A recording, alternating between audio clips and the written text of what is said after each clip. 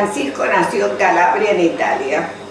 Y bueno, a nuestra ciudad, primero cuando llega de Italia, se va a Junín, en una sastrería que era muy reconocida en Junín. Ahí empieza a trabajar. Y bueno, está un tiempo en Junín, después se viene a Levalle, después se viene a La Toma. Y nosotros, yo y mi hermano, nacimos en La Toma. Y después acá en la avenida Mitre, al lado del casino que tenemos, ahí ya se instaló con negocio Casa de Familia. Así que bueno, ahí había 3 sastres, era don Portalupi, don Gramática, otro sastre a la vuelta. La verdad que bueno, cada uno trabajaba con su gente. Mi papá, por ejemplo, trabajaba mucho con la gente de campo, viste, todos casi italianos en aquella época. Bueno, cada uno trabajaba con su gente, no había problemas, se llevaban bien, ¿no? En ese sentido, como cualquier negocio, que teníamos 3 librerías también, ¿viste? Y bueno, y así empieza acá su vida. Y bueno, en un punto hermoso porque estábamos cerca de la estación, ahí toda por esa vereda pasaba toda la gente para ir al cine, para ir a la estación, así que todos bares, confitería, en un lugar hermoso. La verdad que el barrio Estación fue precioso antes cuando estaba el ferrocarril. Siempre le estuvo muy agradecido al país, muy agradecido porque le fue bien. Y bueno, y así era la vida y la historia. Y a veces nos reímos porque venía la gente de campo, lo que era la vida antes, y le decían: don Francisco, bueno, a cuenta del traje le dejo 20 docenas de huevos y 2 gallinas. Suponete un cordero. Y bueno, y viste, era así, como que era distinto, se llevaban los trajes, nadie firmaba nada, todo era darse la mano y decir palabras.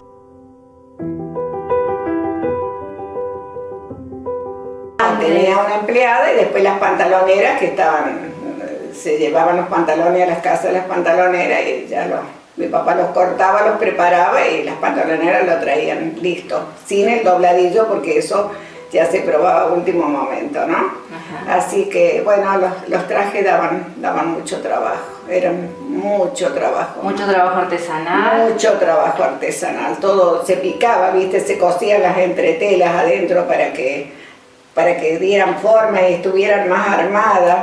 Después mi papá, cada 6 meses, cada temporada, él recibía de Milán, le mandaban los moldes de una casa, que es lo que se iba a usar en Milán. Entonces, cada 3 meses sabía si las solapas iban a ser más largas, más cortas, los talles de los pantalones más altos, ¿viste? ¿Qué es lo que se iba a usar? Sí, un sacrificio muy grande los sastres. Sí, la sastrería fue un sacrificio muy grande. La verdad que para hacer un traje era mucho trabajo. Y después se usaban los perramos eran como unos sobre todo, pero de una tela tipo gabardina especial, eran telas caras. Y eso se terminaba todo a mano, todo. O sea, todas las puntaditas, la solapa y todo dando vuelta. Eso era un trabajo muy grande. Y yo le decía a mi papá: ay, ¿por qué demoras tanto? Y él me decía: mira, el trabajo hay que hacerlo bien. Si lo haces mal, lo mismo trabajas. Así que hay que demorar un poquito más y hacerlo bien. Él viajaba en la temporada de invierno y de verano, viajaba a comprar. Y después venían los viajantes. También venían los viajantes. Y por ejemplo, las encomiendas venían en sulky. A ver, con capotas, ¿viste? Como si fuera cuerina, cuero de ahora. Entonces venían las encomiendas ahí, te las traían del correo, así llegaban las encomiendas a domicilio, ¿no? Como en un sulky venían todas las encomiendas y las telas, todo lo que se compraba en Buenos Aires. Sí, en Buenos Aires se compraba todo.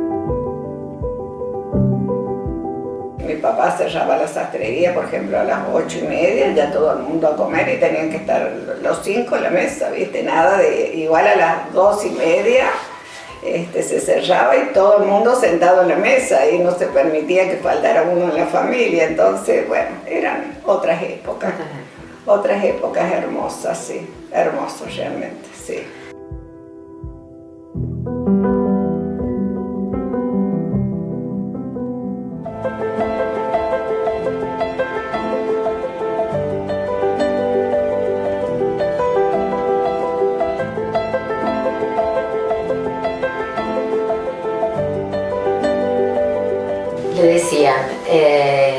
Antonio, los padres y la familia de él le decían el gallego acá en Villa Mercedes, los amigos y demás.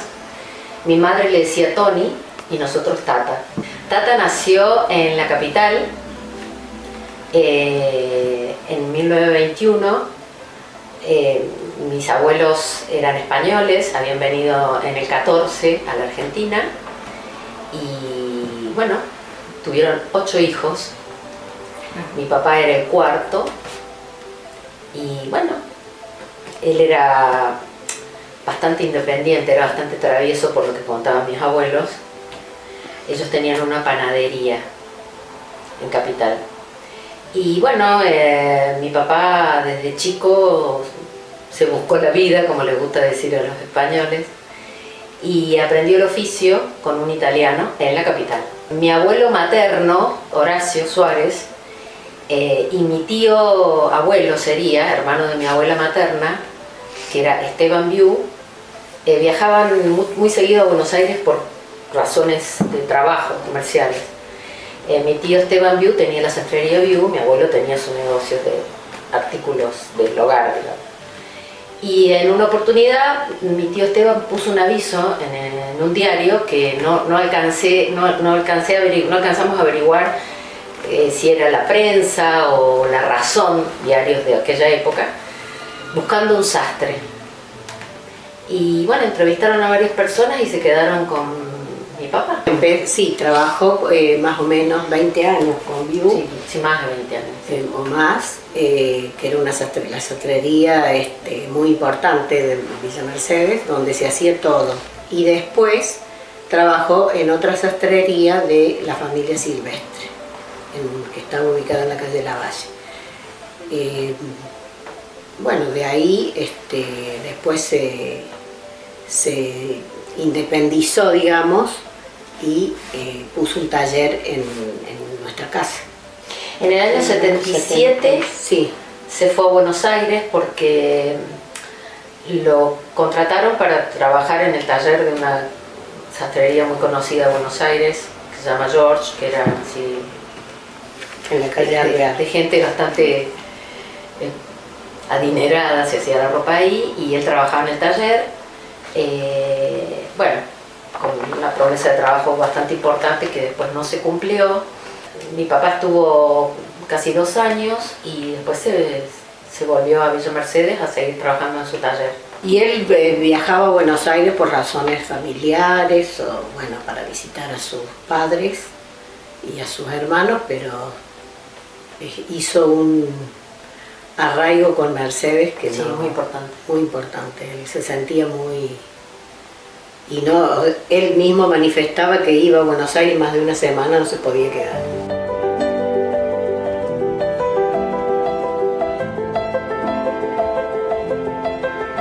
Bueno, había un mesón grande que era el mesón de trabajo, que todavía está en la casa de mis padres. Había 2 máquinas a pedal.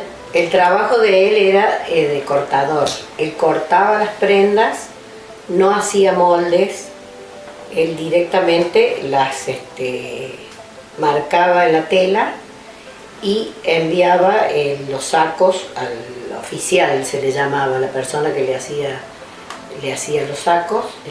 El armado para probarlo y después terminarlo, pero él terminaba algunas partes. Sí, el tema es que, digamos, el advenimiento de la industria. Claro, de la industrialización, bien dicho, de todo, absolutamente todo, dio por tierra con un montón de oficios, entre ellos la sastrería. Gente que tenía determinado poder adquisitivo se hacía la ropa a medida, que es otra cosa la ropa a medida, bueno, es otra cosa. La gente que se ha hecho alguna vez un pantalón o un saco a medida es distinto, ¿no? Como calza, todo.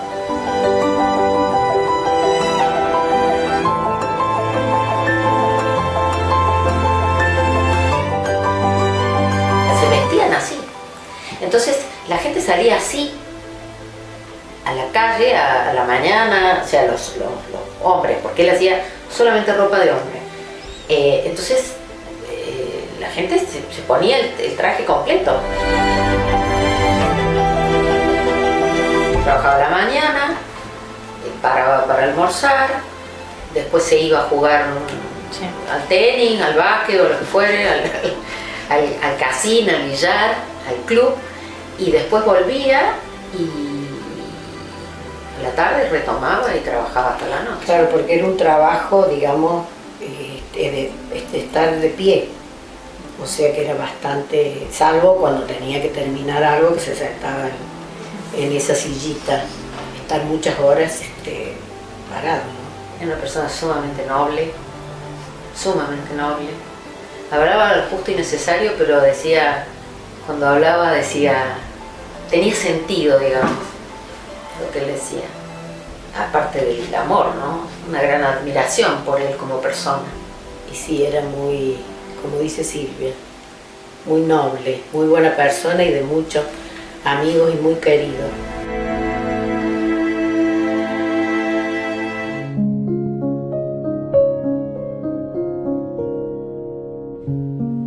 Yo tenía un hermano mayor que tenía una sastrería y ahí me enseñó a hacer la sastrería.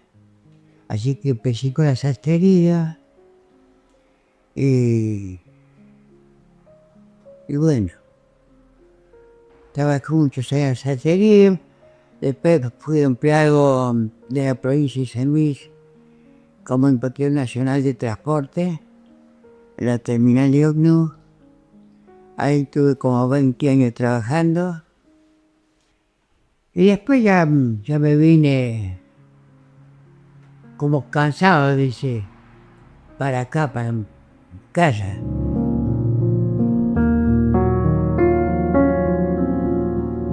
Pantalones sueltos, traje, todo eso era sastrería.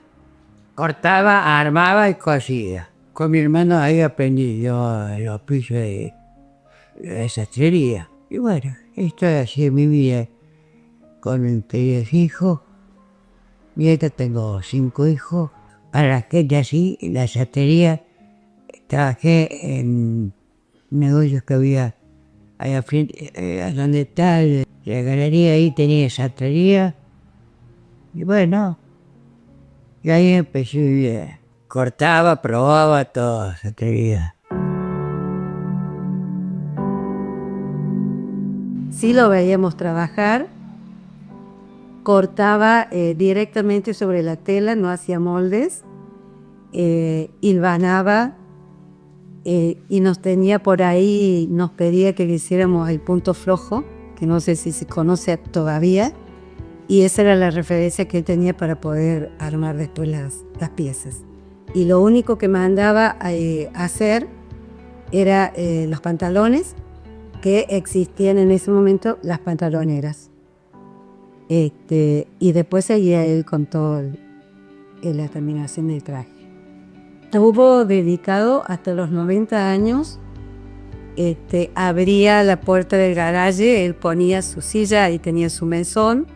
Y bueno, cuando cumplió los 90 años, ya mi mamá le dijo, bueno, basta, cerramos, sí o sí, porque ya renegaba mucho, sobre todo con las medidas.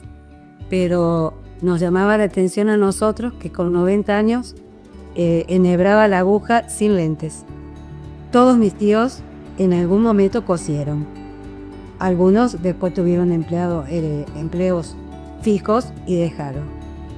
Continuó mi papá y continuó mi tío Osvaldo, que supo tener la sastrería en la calle Ardiles, llegando casi a 9 de julio. Fueron los dos que continuaron con la sastrería hasta muchos años.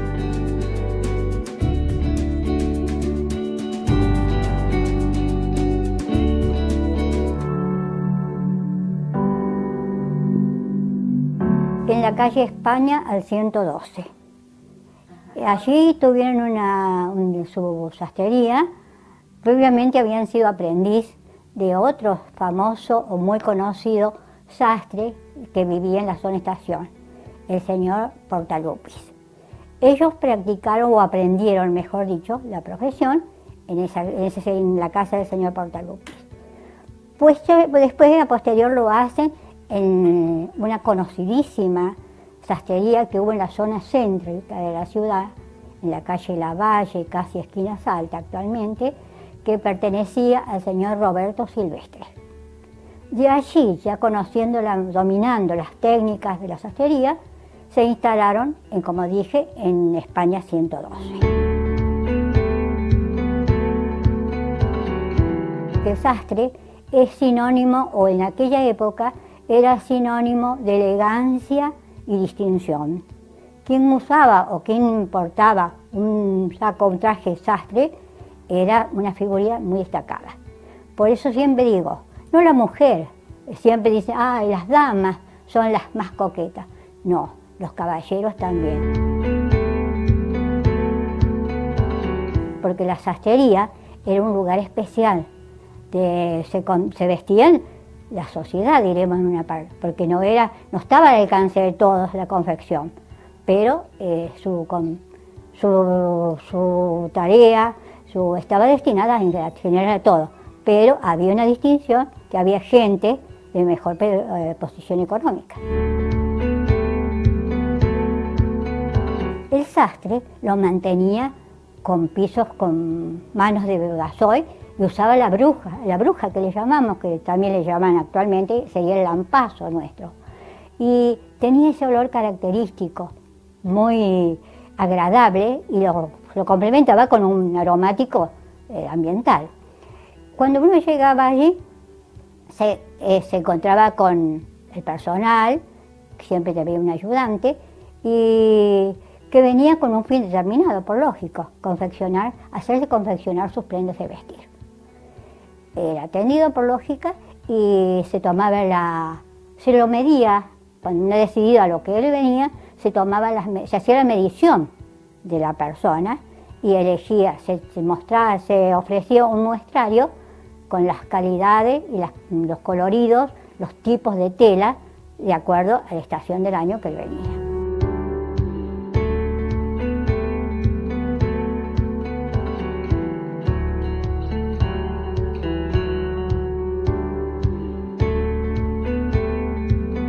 Yo siempre me recuerdo que era un ambiente muy agradable, pero lo que siempre perdura en nosotros es ese olor característico de sastrería y el olor a las naftalinas. Porque como viene a tiendas, porque ellos tenían sus telas, la conservaban, la cuidaban, mejor dicho, contra las polillas o cosas por el estilo, aplicando naftalina. El sastre, después de la medición, hacía el muestreo y comenzaba ya, se destinaba, y él le preguntaba, la conversación característica, cómo va a ser la forma de pago, y me recuerdo que sabía decir muy gentilmente el sastre, no, puede tener un crédito, se lo damos en crédito, porque se consideraban personas pudientes, y así se lo hacía, o sea que trabajaban en cuotas mensuales.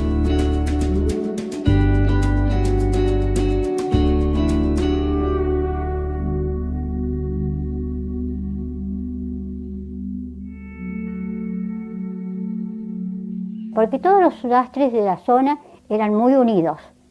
Si había un problema con uno o una pregunta, se comunicaban entre ellos. Las telas se compraban en Buenos Aires. Generalmente eran todas telas importadas. Había distintos tipos, de acuerdo a la estación, por lógica se seleccionaba. Había un stock, pero claro, de acuerdo a la época, no se podía tener un gran surtido, pero cuando ya se decidía que el cliente lo que quería, lo que pretendía, se hacía el pedido a Buenos Aires. Y en las sastrerías aproximadamente 67 años. Él es mi hermana antes, porque luego se acogió a la enseñanza. Él cerró la sastrería en el año 77 más o menos. Se acogió a la jubilación, pero lamentablemente, una enfermedad, incurable, provocó su fallecimiento.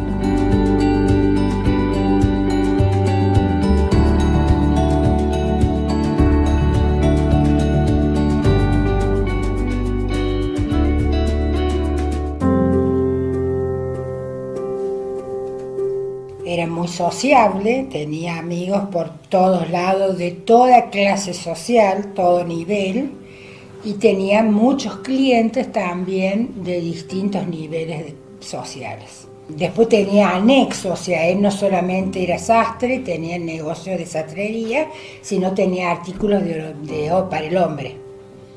O sea, cinturones, pañuelos, corbatas, billeteras de cuero, todos accesorios de cuero también tenía. Mi padre, él tomaba las medidas, él hacía los moldes, cortaba las piezas.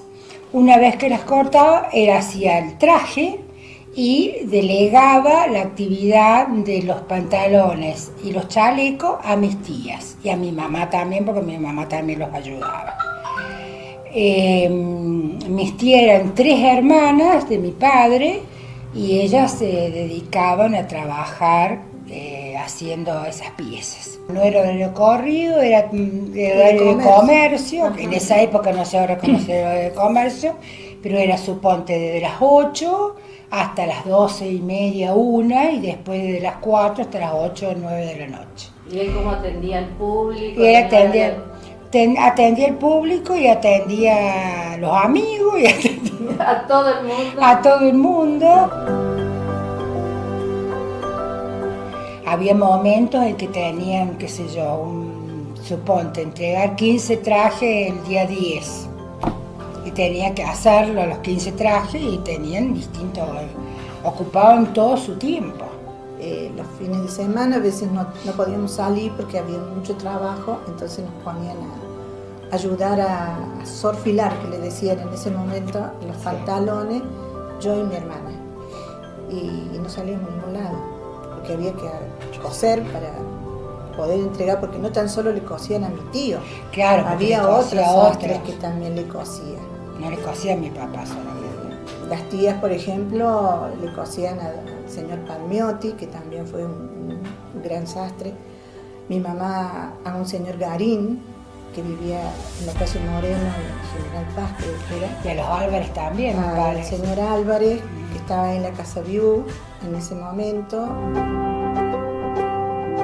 Mi padre murió en el 94.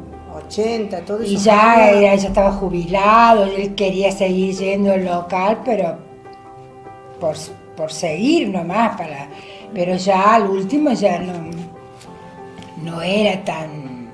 Ya tanto el furor después había pasado, furor porque ya no había, empezaban digamos. a traer las tiendas, empezaban a traer ya los trajes confeccionados. Aparte ya no se movía tanto la confección a mano, empezó a trabajar para los mandados, como se usaban antes los niños para hacer mandados.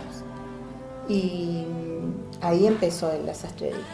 Ahí empezó a enseñar. Enseñaron ahí la sastrería y después tuvo su primer local acá en la calle Pueyrredón. No, Las Heras. Casi Junín, no me puedo acordar el nombre. Sé que la señora se llamaba Dina, que le alquilaba un garage y ahí puso su primera sastrería. Y después se fue a la galería. Se fue a la galería y ahí todavía está el local, que lo tenemos alquilado siempre. Desde que falleció mi papá nunca pusimos más nada ahí nosotros.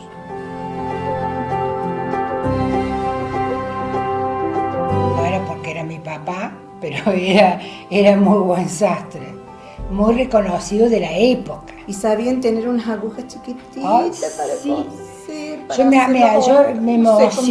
emociona porque, por ejemplo, yo veía a mi papá ya grande. Mi papá falleció a los 68 años, pero de los 60 en adelante ya no ves mucho que digamos, de los 40 y pico ya no ves mucho que digamos.